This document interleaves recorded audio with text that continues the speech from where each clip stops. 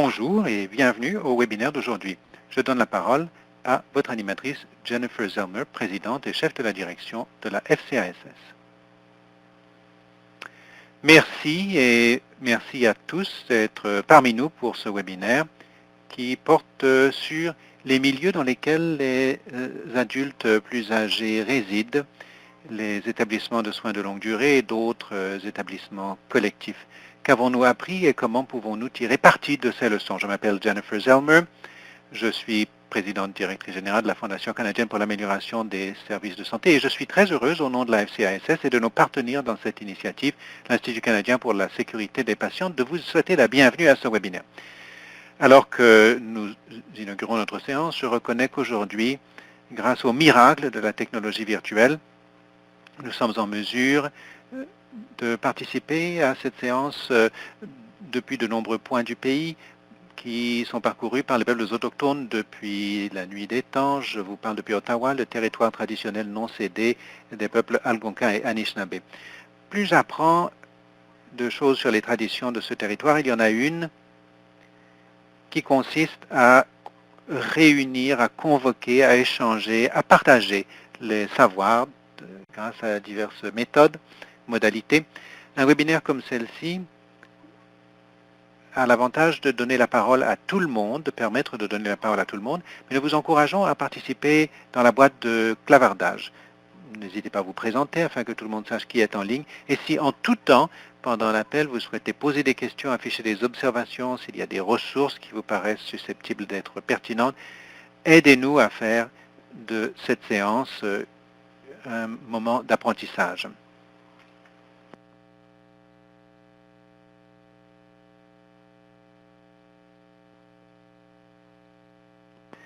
Bienvenue encore une fois. Alors, pendant ce webinaire, je suis heureuse de vous présenter les autres intervenants. Ma complice Tania MacDonald, directrice de programme à la FCASS, ainsi que Mario Di Carlo, qui a porté de nombreuses casquettes pendant toute sa carrière. Il a été cadre et dirigeant depuis les années 1990 dans des rôles axés sur les services à la clientèle et les ventes. Et pendant des années, il a siégé à plusieurs conseils d'administration d'organismes à but non lucratif. En 2007, il a commencé à participer à titre d'animateur au Centre de santé de l'Université McGill dans le cadre de programmes de prise en charge des maladies cliniques. Il a joué un rôle clé dans la diffusion de cette initiative. Il siège également au comité des patients de l'établissement et participe à l'initiative de mobilisation des patients de l'hôpital. Bienvenue, Mario. Marianne Darpino est directrice principale pour la sécurité des patients, l'amélioration et le développement des capacités à l'ICSP. Elle aussi a occupé un certain nombre de rôles pendant sa carrière. Elle a des antécédents dans les soins infirmiers, notamment dans le secteur des soins de longue durée. Elle peut donc ajouter des perspectives fort importantes à notre session. Parlons justement de notre session. Nous espérons parvenir à 3 objectifs. Nous sommes très heureux de partager avec vous. Vous en aurez eu un avant-goût dans le sommaire qui a été envoyé à ceux qui se sont inscrits par courriel. Nous allons vous présenter et partager les opinions recueillies dans le cadre d'entrevues menées depuis quelques semaines sur les soins aux personnes âgées pendant la pandémie, y compris les pratiques prometteuses qui ont été dégagées. Nous voulons vous présenter le programme conjoint de la FCASS et de l'ISPSP sur la montée en échelle et la diffusion des pratiques prometteuses en vue de réduire les risques d'une éventuelle seconde vague de la pandémie et d'en atténuer les effets. Et enfin, mais ce n'est pas le moindre de nos objectifs, vous équiper de l'information nécessaire pour participer au programme. Il est très très important de commencer par une mise en contexte. Et il est essentiel que la première voix que vous entendrez sur le fond, à l'issue de cette introduction, soit celle de Mario. Mario Di Carlo, patient partenaire hors pair, à vous la parole. Merci beaucoup, Jennifer. Je suis ravi de faire partie de cette séance. Je m'appelle Mario Di Carlo. Je suis patient partenaire. J'ai été affecté par la poliomyélite il y a bien des années, pendant l'épidémie des années 1960. À 1 an, à l'âge d'1 an, j'ai été affecté par la polio. Et toute ma vie, j'ai connu des faiblesses, des paralysies. Récemment, mon père a été affecté par la COVID-19 au mois d'avril. Nous évoquons une pandémie. Il y a eu des épidémies des années antérieures. Il est décédé pendant cette pandémie. Ça a été très difficile de vivre avec ces émotions pendant le mois d'avril. Ne pas pouvoir voir mon père avant son décès, parce que l'accès au foyer de soins de longue durée, ici au Québec, était complètement fermé, complètement interdit. Mon père était affecté de démence et la communication était très déficiente. Il n'était pas possible d'avoir des mises à jour, de communiquer avec le personnel, de communiquer avec mon père. Fort heureusement, j'ai pu le voir pendant ces derniers moments. Voilà donc une situation dans laquelle j'ai pu être présent pendant les quelques dernières heures. Mon épouse a été autorisée à m'accompagner à titre exceptionnel, et ce en vertu d'un règlement sans cesse évolutif. Combien de minutes, d'heures je pouvais passer avec mon père. Une infirmière nous a dit que nous pourrions rester tant que nous voulions, et même d'enlever nos masques et nos gants, afin de pouvoir toucher mon père. Donc il y avait des informations très contradictoires. Ce qui m'amène au projet entamé par la FCASS. Pour moi, c'est extrêmement important d'avoir une information harmonisée, systématisée, des lignes directrices sur lesquelles toutes les parties prenantes puissent s'appuyer. Car en définitive, c'est une expérience qui nous touche tous,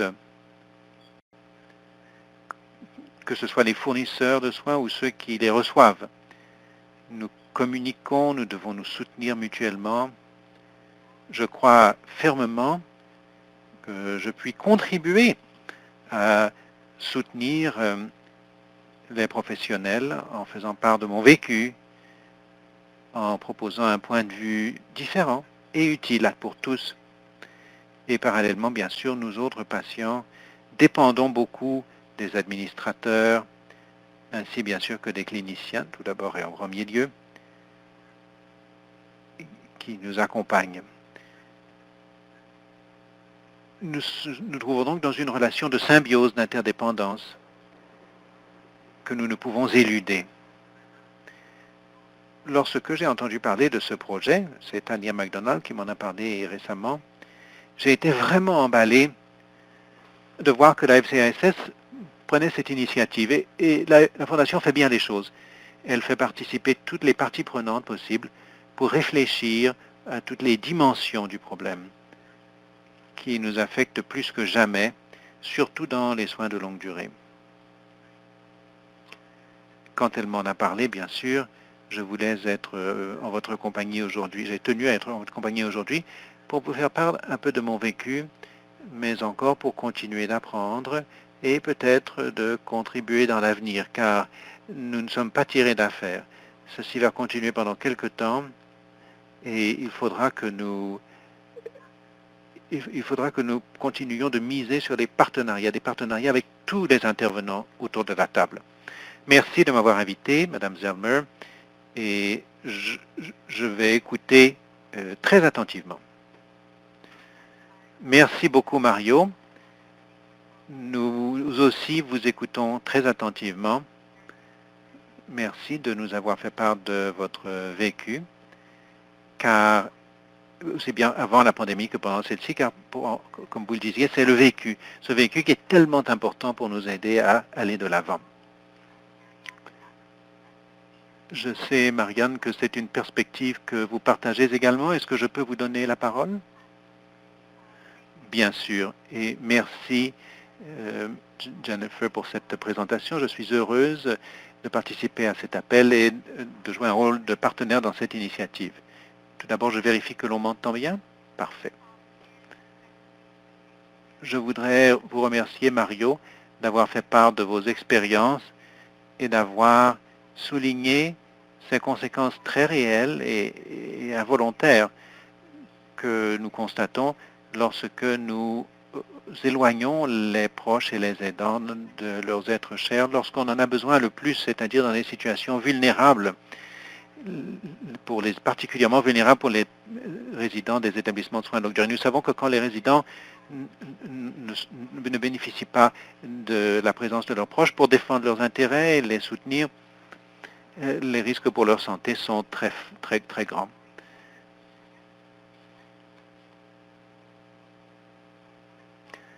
Alors donc, j'ai voulu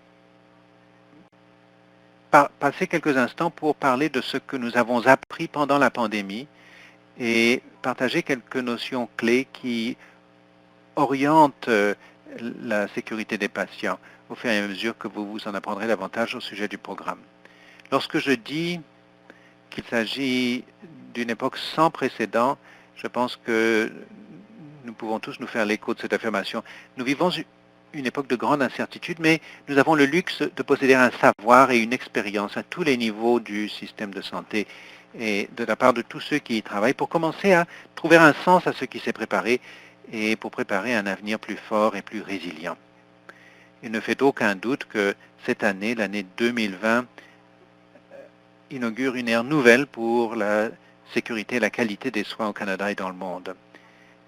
Les organismes pan-canadiens en matière de qualité de la santé ont conjugué leurs efforts pour apprendre au contact de vous tous et pour trouver des moyens de renforcer un système qui réponde aux besoins des résidents et de leur famille. La pandémie a lancé plusieurs défis au Canada. Le paysage des soins de santé au Canada ne sera plus jamais le même. Reconnaissant l'évolution de ce paysage, la sécurité est devenue une nouvelle priorité dans toutes les interactions, toutes les conversations. Donc, l'écoute attentive sous l'angle de la sécurité nous a permis d'établir cet état des lieux. Nous savons que le secteur de la santé a changé profondément. Comment adapterons-nous nos approches en matière de sécurité au Canada et dans le monde entier? Il ne s'agit pas de créer des fardeaux excessifs, des distractions pour un système qui est d'ores et déjà presque submergé. Nous devons tenir compte des conséquences en matière de sécurité et des besoins de tous les secteurs au fur et à mesure qu'ils conjuguent leurs efforts. Voilà donc trois grands aperçus et trois grandes leçons que je voulais partager avec vous aujourd'hui. La première, c'est que nous devons protéger les populations vulnérables du Canada. Il y a de nombreuses populations vulnérables. La protection des résidents joue un rôle vital. Un exemple, les structures des établissements de soins de longue durée aggravent les risques et limite la capacité de gérer les flambées. Il nous faut de meilleures capacités, de meilleures infrastructures pour protéger les résidents des foyers de soins, outre la distanciation sociale. En outre, la distanciation sociale et l'utilisation de pays est difficile pour les personnes qui ont des limitations au niveau de l'ouïe, de la vue, ou encore des déficits chroniques en raison de diverses maladies. Nous devons ensuite donner la priorité à la sécurité du personnel de santé qui est reliée à celle des patients et du public. Une préoccupation croissante pour tous les ministères, c'est le type et le niveau de soutien au personnel de santé. Enfin, la communication et la collaboration sont essentielles. La transparence, la diffusion de données en temps utile, tout cela développe la confiance.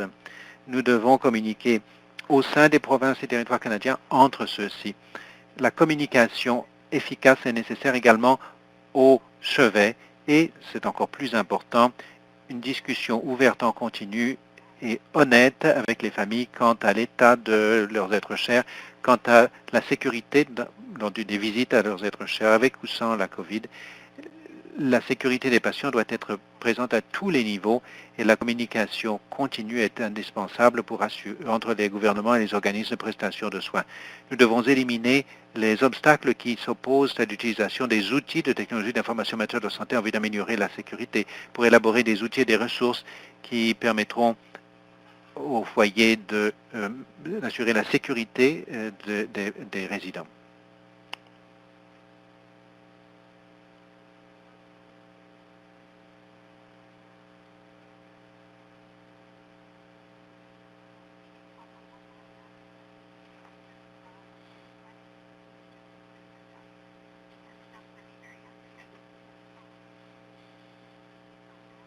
Donc, en réfléchissant aux renseignements que nous avions recueillis dans nos réseaux, et notamment aux aperçus que la FCASS a pu glaner dans le cadre de divers comités consultatifs d'experts, nous avons constaté la nécessité de continuer d'appliquer les notions de base de la sécurité des patients. Nous savons que ces concepts, une fois appliqués, permettent d'améliorer la santé et les résultats.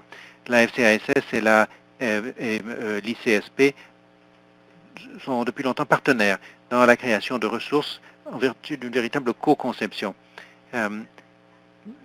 Nous avons récemment mis au point un groupe de réponses rapides, de réactions rapides, qui sera décrit dans le rapport dont nous allons vous donner la référence tout à l'heure.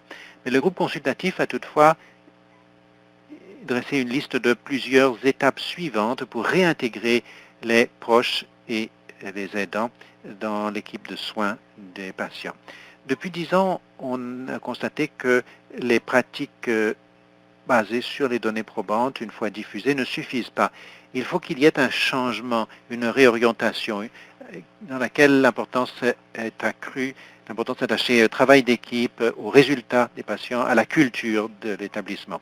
Il s'agit d'améliorer donc le travail d'équipe, la culture de sécurité des patients. C'est ainsi que nous allons rehausser la barre, la gestion des risques, lorsque les organisations ont un moyen systématique d'apprendre lorsque les choses vont mal ou lorsque des erreurs se produisent et de saisir les occasions d'amélioration. Il s'agit d'un véritable gain pour la sécurité des patients. Lorsque les dirigeants peuvent donner le diapason d'une culture organisationnelle transparente dans laquelle le personnel, les résidents peuvent élever la voix lorsque quelque chose ne va pas, ce genre de culture suscite un sens de la curiosité, de l'investigation. Lorsque les équipes de soins travaillent dans ces environnements, elles peuvent commencer à reconnaître la présence de la sécurité.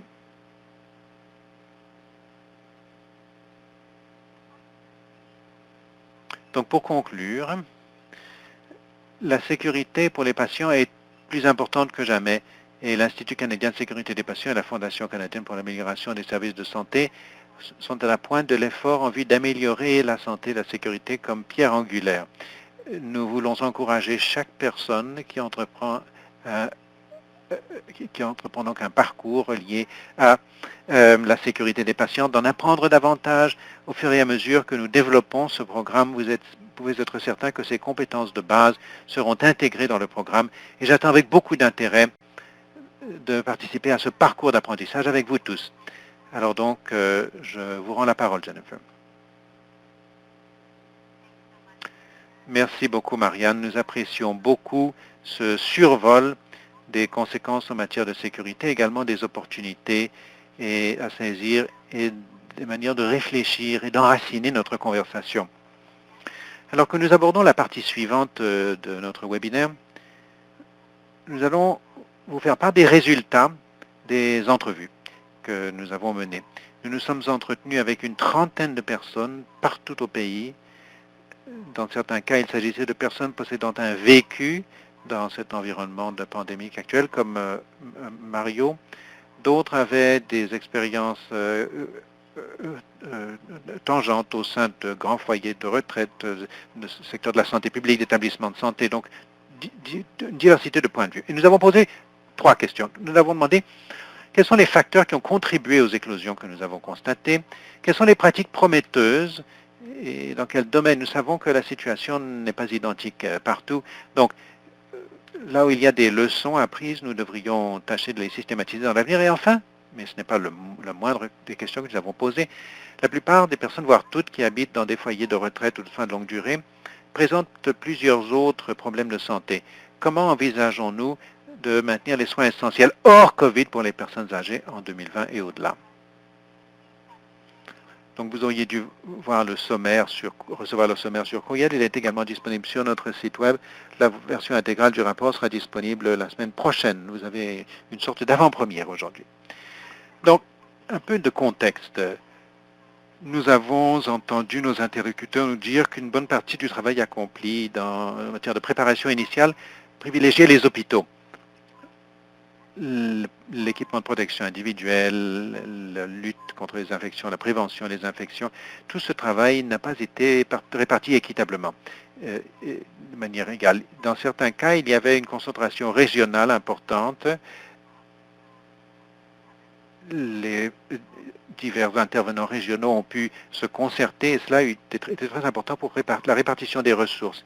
Nous avons également entendu dire qu'il y a eu des mesures inégales de tests et de réactions, surtout dans les premiers stades, et les foyers de soins de longue durée qui ont été submergés ont suivi un parcours assez uniforme pour parvenir à ce point. Nous avons également constaté qu'il fallait une réponse très importante, une équipe très importante dans des situations où les dirigeants de ces équipes, les membres du personnel avaient été eux-mêmes positifs et ne pouvaient donc réagir de la même façon que ce n'aurait été le cas autrement.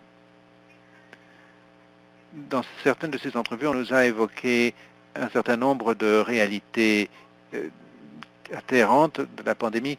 On nous a également fait part de certaines choses qui donnaient de bons résultats. Donc, pour vous donner quelques exemples, donc nous les avons regroupés en six catégories. Plusieurs pratiques prometteuses ont été évoquées en matière de préparation. Tout d'abord, mettre à jour la formation en matière de lutte contre les infections. Par exemple, dans certaines communautés, nous avons entendu dire que la santé publique, les soins de longue durée, le milieu hospitalier, les personnels paramédicaux avaient réalisé des exercices de simulation. Bon, si ceci se passe, qu'est-ce que vous allez faire? Si telle autre chose se passe, qu'allez-vous faire? Donc on avait mis au point une réaction collective à l'avance et chacun savait comment cette réaction se déroulerait. Deuxième catégorie de pratiques prometteuses, la prévention. Il s'agissait donc de tests de dépistage des contacts, d'assurer la solidité et la fiabilité de ces structures, le port universel des masques, les mesures de prévention et de contrôle des infections. Mais également en ce qui concerne le soutien dans les communautés et aux foyers, afin, par exemple, d'assurer que les personnes puissent recevoir des soins plus près de leur domicile, au lieu de rester à l'hôpital ou d'être admis dans des foyers de soins de longue durée, et ce afin de leur faire vivre dans un environnement à moindre risque. Par exemple, les enfants qui recevaient des services de ventilation à domicile ou l'expansion des services de dialyse à domicile. D'autres types de mesures de soutien qui ont permis aux personnes de recevoir les soins dont elles avaient besoin. Troisième grande catégorie, les effectifs. Parce qu'il est absolument incontestable, on peut parler de fourniture, d'installation, d'établissement, mais ce sont les personnes qui sont au cœur de la préparation à la pandémie et de la réponse à celle-ci. Nous avons entendu parler de plusieurs pratiques prometteuses au niveau des possibilités de stabiliser les conditions de travail, par exemple. Certaines instances sont intervenues rapidement, d'autres plus tard, pour s'assurer que les employés ne travaillaient que dans un seul environnement à haut risque et ont reçu un soutien pour y parvenir. Également, des mesures d'amélioration de la capacité, formation, recrutement, en s'assurant que les personnes qui intervenaient pour assurer un soutien en cas de période de pointe possédaient les compétences et la formation nécessaires pour être réellement utiles. Et comme Marianne l'a dit dans ses observations, la santé et la sécurité psychologique pour les professionnels de la santé. Comment peut-on les soutenir à cet égard? La catégorie suivante, réponse à la pandémie et capacité de mobilisation. Dans les réponses de nos interlocuteurs, ont révélé, et plusieurs interlocuteurs nous l'ont dit, que l'un des éléments les plus importants consiste à savoir à qui s'adresser en cas d'éclosion. À qui peut-on s'adresser, quelle sera la réaction et quelles sont les capacités disponibles. Nous avons également entendu parler d'autres possibilités de réduire le risque des infections nosocomiales et des approches très créatives utilisées dans différents milieux dont nous pouvons éventuellement tirer des leçons. Ensuite, la planification des soins COVID et non COVID. Beaucoup de gens que nous avons interrogés nous ont dit que le soin hors COVID ne pouvait pas être une priorité au début de la pandémie, mais nous savons que nous devons réfléchir à plus long terme. Nous devons réfléchir à la façon dont nous pouvons soutenir les besoins des résidents, besoins de soins qui n'est pas uniquement relié à la COVID, mais qui peut être relié à leur co-affection cardiaque, neurologique ou autre. Certaines des pratiques prometteuses qui ont été évoquées visaient à stabiliser le leadership clinique et à assurer un soutien. Dans certains milieux, il y avait peut-être une direction médicale à temps partiel si cette personne était absente ou tombait malade. Il n'y aurait pas eu de soutien médical. Il était nécessaire donc de mettre ces arrangements en place et de les structurer dès le début. S'assurer que chaque résident fasse l'objet d'un plan de soins individuel adapté aux circonstances, un plan qui tienne compte de la manière dont il recevrait des soins dans chaque phase de la pandémie. Ensuite, nous avons entendu parler d'initiatives en vue de renforcer les partenariats avec les services locaux de soins de santé en vue de permettre de mieux soutenir les résidents. Enfin, mais ce n'est pas le dernier, de leçons, je l'ai mis en fin de liste parce que c'est une transition à la partie suivante, la présence des familles. Il s'agissait de s'assurer que les politiques puissent être revues. Bon, au début de la pandémie, on a claqué les portes en raison de inquiétude relativement à la possibilité de la pandémie. Alors donc, il s'agit maintenant de nous demander qu'est-ce qui est possible dans l'avenir. Comment peut-on tenir compte des principes de réduction des méfaits? Comment peut-on tenir compte du soutien aux personnes et à leurs besoins de diverses façons qui correspondent à ces derniers dans leur contexte et dans le contexte de la pandémie. Alors cela vous donne une idée rapide des pratiques prometteuses que nous avons recueillies. Le nouveau programme dont nous parlons aujourd'hui vise à envisager les possibilités de partager les pratiques prometteuses dans le domaine des soins de longue durée et les autres lieux où les personnes âgées vivent en collectivité et contribuer à développer ces pratiques. Nous avons prévu un webinaire sur la présence des familles dans les soins de longue durée, fondé sur ce que nous avons tiré des entrevues et de ceux qui travaillent dans ce secteur. Également, le travail accompli par Marianne, le groupe de travail à réponse rapide, et au niveau... nous réunissons un certain nombre de ces éléments afin de répondre à la question comment pouvons-nous assurer une plus grande uniformité, une plus grande harmonisation dans nos approches. Donc il y aura une série de possibilités d'apprentissage virtuel. Ensuite, nous espérons aider le secteur à se préparer aux futures vagues de COVID-19 et à la suite, bien sûr, parce que ces préparatifs peuvent s'appliquer à différents milieux.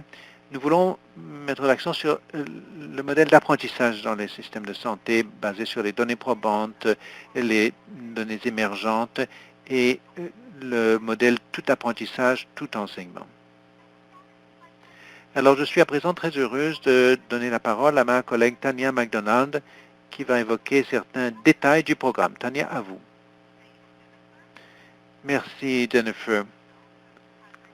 Bon, je souligne également qu'en plus du travail que nous accomplissons dans les soins de longue durée avec ce nouveau programme que nous allons partager, il y a également d'autres programmes qui sont au sein de la FCASS qui peuvent contribuer à soutenir le secteur et à permettre de continuer de planifier, de se préparer pour l'avenir et pour une deuxième vague potentielle.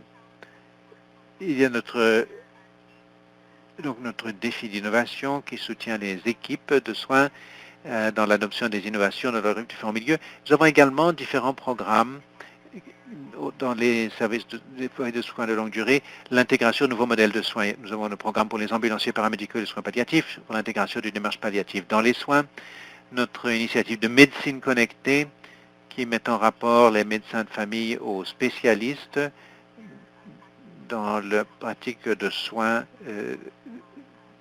des familles, avec comme priorité les soins des patients et des résidents, et puis notre travail sur l'utilisation appropriée des antipsychotiques qui s'exerce également dans les milieux de soins de longue durée, qui est toujours en cours dans quelques provinces. Alors, outre notre programme général, nos programmes généraux, depuis un mois, et en fait depuis quelques mois, quelques années, nous sommes sur le point de lancer un nouveau programme. Ce nouveau programme vise à contribuer à soutenir les foyers de soins de longue durée en fonction de leurs besoins et de l'état de leur situation. comme Jennifer l'a dit, nous avons identifié des pratiques prometteuses dans le cadre de nos entrevues depuis le mois de mai et nous voudrions pouvoir partager ces pratiques et aider les équipes qui travaillent dans ce secteur à adopter rapidement toute pratique prometteuse qui pourrait aider la personne à se préparer à l'avenir. Nous savons que vous avez travaillé très très fort dans ce domaine depuis le mois de mars. La planification, préparation, prévention, gestion des éclosions. Et par conséquent, nous voulons vraiment vous proposer un programme qui fût souple, qui puisse répondre à vos besoins, à votre degré de progression, à vos besoins en matière d'amélioration, et ce qui s'alignerait sur les travaux déjà accomplis pour préparer l'avenir. Donc, notre programme SLD+, et Pandémie à prendre ensemble, comporte un certain nombre de modalités à la disposition des foyers qui s'y intéressent. Donc, nous avons créé une auto-évaluation pour aider à identifier les domaines améliorés en vue des futures vagues de COVID-19, ainsi que d'autres possibilités d'amélioration reliées aux éclosions. Nous reconnaissons que beaucoup d'entre vous ont certainement déjà un outil ou une évaluation, mais nous voulions vous en communiquer un que nous avons créé en fonction des pratiques prometteuses recensées dans notre rapport qui paraîtra la semaine prochaine. Nous voulions également favoriser l'adoption rapide de certains de ces objectifs. Il y a plusieurs façons d'adoption de ces innovations que nous comptons vous proposer. Nous offrons donc une série d'apprentissages en ligne. Un premier webinaire a lieu le 10 août. Il portera sur la présence des familles dans les soins de longue durée. Nous offrons également des appels ciblés pour tirer parti du travail que nous avons déjà fait dans le domaine des antipsychotiques. Nous avons des conversations avec des dirigeants de système et des fournisseurs de soins portant sur l'UAA. Nous allons reproduire un modèle semblable en nous concentrant sur les soins de longue durée et les pratiques prometteuses identifiées dans le rapport. Nous avons également un encadrement et un mentorat qui est proposé aux foyers, aux équipes qui veulent adopter rapidement ces pratiques prometteuses. Et nous avons donc un soutien supplémentaire d'encadreurs et de mentors qui ont l'expérience de l'amélioration de la qualité.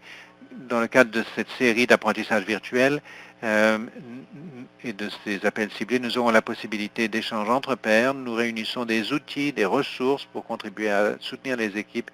Il y existe un potentiel de foyers. Donc, nous mettrons ces pratiques et ces ressources à disposition au fur et à mesure qu'elles seront disponibles, au fur et à mesure que ces subventions seront disponibles. Et enfin, le laboratoire des politiques qui va conclure et faire la synthèse du projet axé sur la présence des familles. Quant à la chronologie, pour ce menu de programme, donc, nous lançons le programme aujourd'hui. Nous avons communiqué le sommaire du rapport et présenté les différentes options qui sont à la disposition des foyers qui souhaitent se concentrer sur tel ou tel domaine plus spécifique de préparation pour l'automne. D'août à janvier, nous allons proposer une série mensuelle. Vous trouverez davantage d'informations, mais celle du 10 août portera sur la présence des familles. Le 27 juillet, c'est-à-dire lundi prochain, nous allons communiquer le rapport intégral, toutes les entrevues, basées sur toutes les entrevues que nous avons menées depuis le mois de mai. Nous allons également vous communiquer l'outil d'auto-évaluation à l'intention des foyers qui souhaiteraient passer en revue une liste de contrôle du chemin parcouru et des domaines restant à améliorer. Et puis l'accès à l'encadrement et au soutien pour l'adoption rapide de ces pratiques prometteuses en fonction d'une auto-évaluation et du potentiel d'accès au financement d'origine au fur et à mesure qu'il est au fur et à mesure que l'occasion s'en présente. Donc à l'automne, nous allons avoir une discussion plus orientée dans le cadre du laboratoire des politiques que nous allons héberger. Alors, comment participer? L'objectif de ce programme consiste à allier la flexibilité à l'accessibilité afin que les foyers, les équipes puissent y participer lorsqu'elles en éprouvent le besoin, lorsque le programme correspond à leurs objectifs d'amélioration. Donc la semaine prochaine, nous allons publier le rapport et nous allons également organiser un webinaire pour commenter ces conclusions. L'outil d'auto-évaluation sera mis à la disposition des foyers qui désirent améliorer leurs efforts d'amélioration et identifier des domaines d'amélioration. après quoi une demande d'accès à l'encadrement et un mentorat peut être faite en vue de les aider à parvenir à leurs objectifs et peut-être recevoir un financement initial. Nous offrons une série d'apprentissages en ligne, de séances mensuelles portant sur les 6 domaines que Jennifer a évoqués au début, celle du 10 août portant sur la présence des familles. Cette série de séances d'apprentissage dure jusqu'au mois de janvier. Alors donc, si vous sentez que vous avez besoin d'une assistance supplémentaire, il y a des options qui vous permettent d'adopter plus rapidement certaines des pratiques prometteuses. Il y a possibilité d'un encadrement, d'un financement de démarrage, et cela sera basé sur l'auto-évaluation, les auto-évaluations remplies que nous allons recevoir dans le cadre de cette offre de programme. Alors, si vous avez des questions, si vous voulez avoir un complément d'information, nous avons une adresse courriel qui parvient directement à l'équipe de la FCASS qui va être chargée d'établir des liaisons avec les différents programmes en fonction du point auquel vous êtes parvenu et de vos besoins. Donc n'hésitez pas à nous tendre la main, nous serons heureux de vous offrir notre assistance, ressources et orientation. Alors à présent, je rends la parole à Jennifer pour animer la période de questions. Si vous avez des questions, n'hésitez pas à les saisir dans la boîte de dialogue. Nous serions heureux d'y répondre. Merci beaucoup, Tania, et merci à tous ceux qui sont présents aujourd'hui. N'hésitez pas à saisir vos questions. Et ce faisant, il y en avait une ou deux qui ont été soulevées un peu plus tôt pendant la séance. Nous pourrions peut-être commencer par celle-là. Je sais que vous avez répondu à l'une des questions qui décrivait l'importance de la présence des familles dans ce contexte. Est-ce que vous vouliez ajouter quelque chose à vos commentaires dans la boîte de dialogue?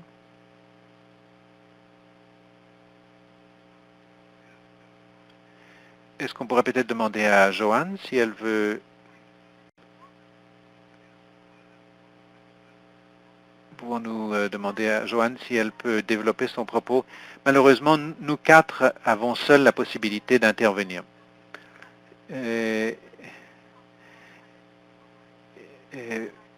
En raison des contraintes techniques. Joanne, n'hésitez pas à compléter votre propos dans la boîte de dialogue. Eh bien, je suis tout à fait d'accord avec ce qu'a dit Joanne. Bien sûr, il y a énormément d'aspects dans tout cela. L'idée donc de la culture et, bon, d'une approche intégrée. Nous avons beaucoup appris. Nous pouvons mettre en lumière les difficultés rencontrées, mais nous avons beaucoup appris.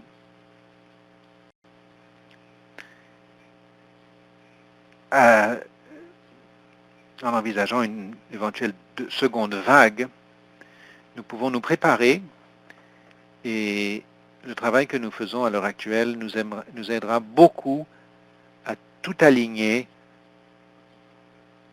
face à l'avenir, car ce phénomène sera présent assez longtemps. Donc je suis d'accord avec ce qui a été dit sur les changements en matière de politique, la concertation de tous les intervenants. Il y a une chose qui a beaucoup affecté ma famille, c'était le fait que nous n'avons pas pu être présents aux côtés de mon père. Il a eu des épisodes psychotiques et nous ne pouvions être présents ni recevoir même des informations en temps utile. Également le fait de pouvoir interpréter. Mon père ne s'exprime pas très bien dans l'une ou l'autre des langues officielles, et ce qui a beaucoup accru le stress. Au Canada, c'est une réalité. Il y a beaucoup de gens qui, en vieillissant, perdent contact avec les langues qu'elles ont acquises et ne pratiquent plus que leur langue maternelle. Celle-ci représente un handicap accru pour la communication. Il y a donc de nombreux aspects. En passant le rapport en revue, j'ai constaté que vous aviez évoqué un bon nombre de ces éléments. Et l'ajout de la voix de chacun permettra donc de mener donc une recherche sur la réalité de chacun. Ce sera très très important. Merci Mario.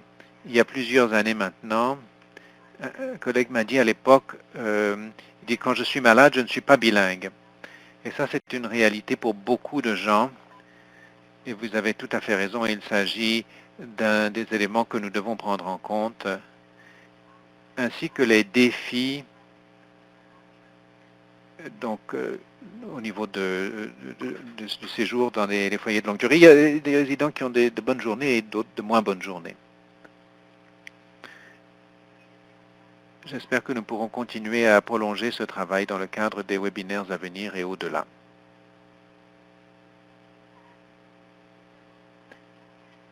Alors, j'essaye de rester à l'écoute des questions. Une ou deux autres questions récentes portaient sur certaines des recommandations qui pourraient être disponibles dans certains domaines spécifiques. Communication, fourniture, etc. Oui, vous aurez peut-être vu qu'il y a une nouvelle directive provisoire du gouvernement fédéral qui vient de paraître. Nous allons également évoquer un certain nombre de normes qui ont été mises au point pour assurer leur disponibilité.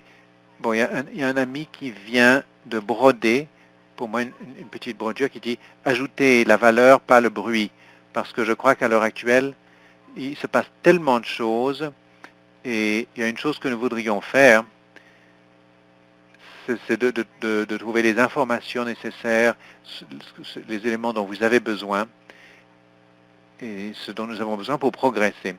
On pose une question sur les liens avec Agrément Canada. Je sais que vous avez eu des entretiens à ce sujet, Tania McDonald? Oui, donc nous avons eu des discussions. Merci Patricia. Nous avons eu des discussions avec Kay Phillips afin de voir comment nous pouvons tirer parti des normes et des nouvelles ressources en matière de soins de longue durée qui sont en cours de création lorsque notre outil d'évaluation, c'est plutôt une liste de contrôle parce que nous songeons toujours à l'amélioration pratique, mais nous allons certainement mettre ces nuages. Beaucoup d'organisations ont beaucoup de leviers qu'elles utilisent déjà, donc cet outil-ci a été basé sur ce que nous avons constaté dans le cadre de la préparation de notre rapport. Donc nous établirons ces liens afin d'assurer que tout soit rationalisé et que nous profitions de tous les leviers dont nous disposons. Merci, Tania. Alors, d'autres observations sont faites. Une intervenante dit qu'elle attend des approches nouvelles et différentes de gestion du changement et de soutien au changement. Et nous aussi, nous sommes à l'écoute, nous faisons des expériences au niveau de plusieurs approches. Et comme Tania l'a dit, il s'agit d'être aussi flexible que possible, de reconnaître que la situation est très différente dans différentes régions du pays. Et puis, bon, il y a des absences en vacances pendant l'été, il y a des éléments pratiques. Nous tâchons donc d'avoir une approche aussi flexible que possible et nous accueillerions avec beaucoup d'intérêt vos rétroactions et vos suggestions. Il s'agit d'un nouveau processus. Nous utilisons à l'interne l'analogie suivante. Il s'agit de bâtir une route tout en la parcourant. Il s'agit notamment de s'assurer que nous recueillons vos rétroactions sur ce qui marche bien et sur ce qui doit être et sur ce qui doit encore être adapté. J'ai beaucoup apprécié ce que vous avez dit, Cindy, sur le fait que le Nouveau-Brunswick, jusqu'ici, n'a pas eu d'éclosion dans les foyers de soins de longue durée. C'est tellement important de reconnaître que la situation n'est pas du tout la même dans différentes parties du pays, différentes régions du pays. L'un des facteurs les plus importants, on nous l'a dit dans nos entrevues, c'est le degré de diffusion dans la communauté, de propagation dans la communauté. Et par conséquent, le risque qu'un foyer connaisse ou non une éclosion.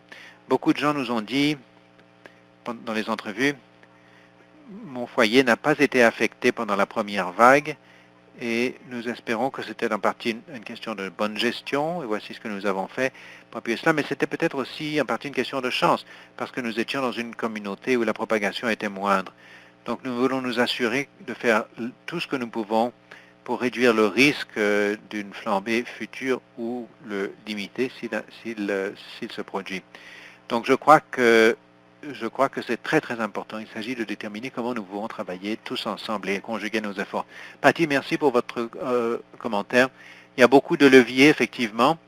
Je crois que ce sera fort intéressant. Comme Tania l'a bien décrit, il y a des programmes à plus long terme auxquels nous avons participé, auxquels nous continuerons de participer, qui exigent des changements en matière de politique. Par exemple, nous envisageons la possibilité pour les personnels paramédicales de dispenser certains soins à domicile, voire dans les foyers de soins de longue durée. Des mesures très pratiques qui peuvent être prises à court terme, qui peuvent faire une différence d'ici l'automne. Donc nous sommes vraiment à l'écoute. Il y a une combinaison de programmes qui reflètent ces éléments. Les nouveaux programmes porteront sur des éléments très pratiques.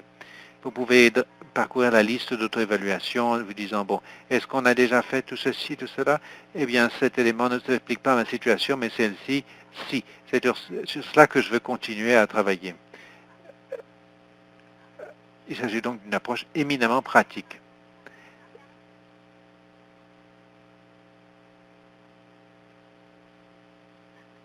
Bon, je crois que c'était tout à fait exact.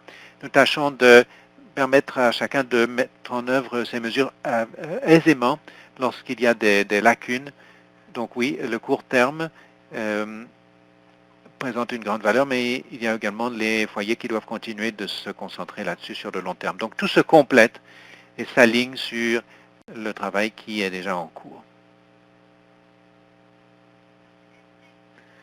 Merci. Et merci, Johanna, pour votre observation sur le fait que bon, il y a des questions qui existaient avant la pandémie et nous ne pouvons les perdre de vue. La nécessité de faire un travail important, de continuer de faire un travail important dans des domaines comme les soins axés sur la personne, l'utilisation appropriée des antipsychotiques, et il faut que cela se poursuive. Donc oui, tout à fait, il y a une trajectoire à long terme à ce sujet. Anita, pour répondre à votre question, quant à la question de savoir si les responsables de la santé publique et les médecins hygiénistes ont participé à la discussion, oui, nous avons consulté plusieurs personnes de la santé publique dans le cadre de ces entrevues, mais également dans le cadre de notre travail antérieur sur la présence des familles auxquelles Marianne a fait allusion. Et nous essayons donc de conjuguer toutes ces perspectives parce que l'une des choses qu'on nous a dit qui était très importante,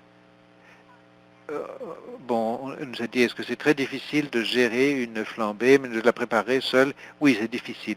Il faut vraiment bénéficier de l'expertise du service de santé, l'expertise. Donc, le plan de capacité en cas de pointe de demande, tout cela doit être mis au point en commun. Oui, merci pour votre observation. Nous attendons beaucoup à travailler avec plaisir de travailler avec vous.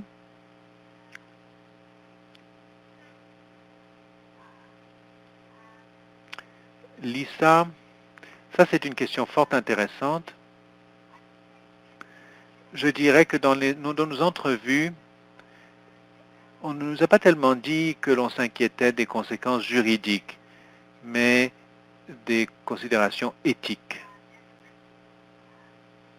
et du risque pour les résidents, pour le personnel, mais aussi pour les visiteurs. Et si les personnes se présentant dans un foyer où il y avait une éclosion active pourraient être exposées. Donc il y a un certain nombre de considérations, mais c'était au plan de l'éthique. Dans notre travail antérieur sur la présence des familles, une des étapes suivantes clés que le groupe de réponse rapide a recommandé consistait à étudier un équilibre, comprendre où existaient les possibilités de réduction des méfaits et comprendre que plus les restrictions durent longtemps, plus il y a de risques de méfaits, comme Mario l'a décrit avec éloquence.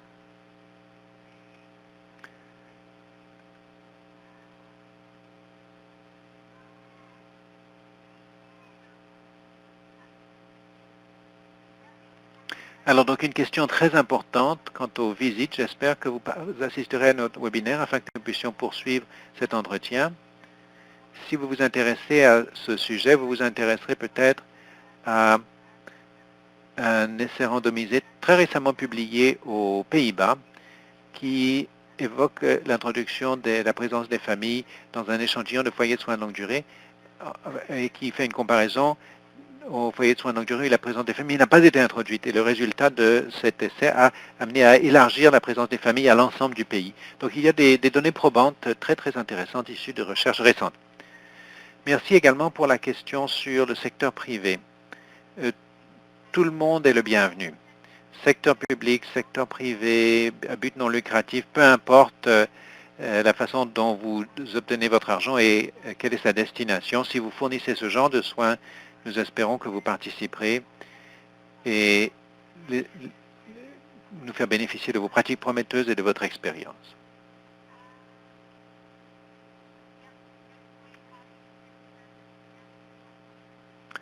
Alors donc, les auto-évaluations, nous encourageons toujours la participation des familles.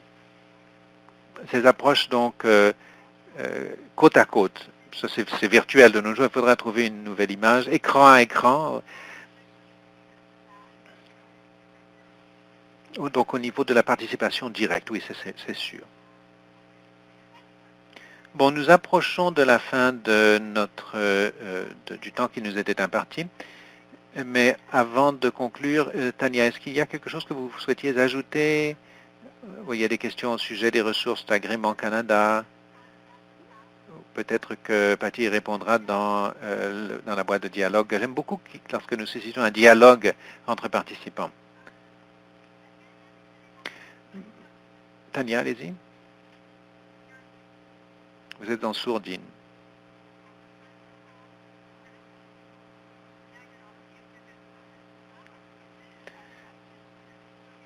Alors donc, une question a été posée par Claire au niveau des changements au niveau pan-canadien, provincial, local. Nous sommes engagés à tous les niveaux pour assurer que l'effort d'amélioration soit collectif. Donc ces entretiens ont lieu à tous les niveaux. Nous incluons tous ceux qui participent et nous nous assurons qu'il y ait un alignement sur ce qui se produit actuellement dans les provinces, parce que nous voulons ajouter de la valeur à ce qui se fait à l'heure actuelle, afin de pouvoir compléter et accélérer les améliorations. Donc, nous avons des entretiens à tous les niveaux, mais nous nous concentrons sur le soutien des foyers qui doivent rapidement s'améliorer ou ajuster certaines pratiques, mais nous savons également qu'il y a un alignement au niveau provincial. Merci, Tonia. Marianne, il y a un certain nombre d'observations au niveau de la sécurité. Souhaitez-vous ajouter quelque chose? Merci, Jennifer. J'ajouterai simplement que il y a un thème qui se dessine, c'est le rôle de la culture. Nous reconnaissons collectivement l'importance de développer une culture d'organisation et de travailler sur tous les principes que nous avons évoqués. Nous savons que les foyers de soins de longue durée ont dû prendre quelques décisions dès le début, ont dû réagir, prendre des décisions en fonction des données dont ils disposaient. Mais à présent, c'est le moment d'apprendre, le moment de s'améliorer. Quand nous savons plus, nous faisons mieux. Donc, comme je l'ai dit tout à l'heure, nous avons hâte de continuer à travailler de concert en vue d'améliorer la culture de transparence et une culture organisationnelle qui, nous savons, peut exister dans les foyers de soins de longue durée.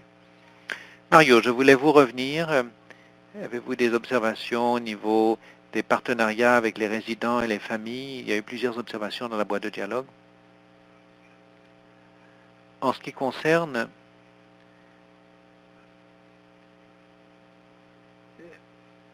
un engagement plus actif des proches et des familles au niveau des soins directs et aussi pour contribuer à orienter les foyers. Il y a des comités de résidents un peu partout au pays. Au Québec, ça fonctionne un peu différemment, mais il y a des proches et des patients qui siègent à ces comités. Par exemple, l'établissement où mon père était pris en charge, je ne siégeais pas au comité, lequel a arrêté de fonctionner pendant quelque temps. Et la communication est difficile. Il est difficile de faire participer tout le monde. C'est un peu comme si nous travaillions en silo. plutôt que de travailler avec l'organisation plus directement dans la conception de programmes, la conception de ressources. Donc, je crois qu'il y a là une possibilité d'activer ces groupes qui existent déjà, qui sont disponibles. Il y a de nombreux outils que nous pouvons utiliser pour favoriser la communication générale. Merci beaucoup, Mario. Eh bien, sur ce, je vois que l'heure qui était prévue est sur le point d'achever. Il y a quelques observations supplémentaires qui nous sont parvenues dans la boîte de dialogue. Nous apprécions beaucoup les suggestions qui ont été faites. Donc, merci d'avoir ajouté le lien avec le rapport des Pays-Bas et l'information supplémentaire.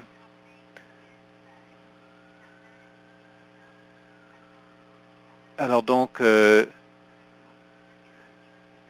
d'autres informations qui ont été réunies dans l'ensemble du pays au sujet des pratiques exemplaires. Donc, des informations très, très utiles.